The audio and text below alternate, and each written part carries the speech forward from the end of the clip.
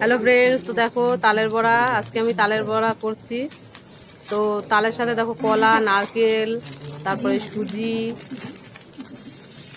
তারপরে ময়দা, তারপরে চিনি, পরিমাণ মতো লবণ দিয়ে সুন্দর করে মেখে নিলাম।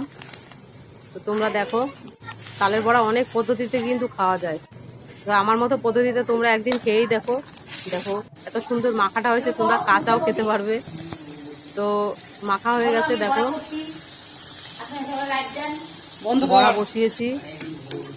খুব সুন্দর করে মানে এরকম ভাবে তোমরা ভেজে নেবে লাল করে। তো অনেকে অনেক রকম পদ্ধতিতে খায়, তো আমার মতো একদিন তোমরা করেই দেখো, খুব সুন্দর খেতে লাগবে। দেখো রেডি। তো কারা কারা তালের বড়া ভালো খাও প্লিজ আমাকে কমেন্ট করো। দেখো পুরো রেডি হয়ে গেছে।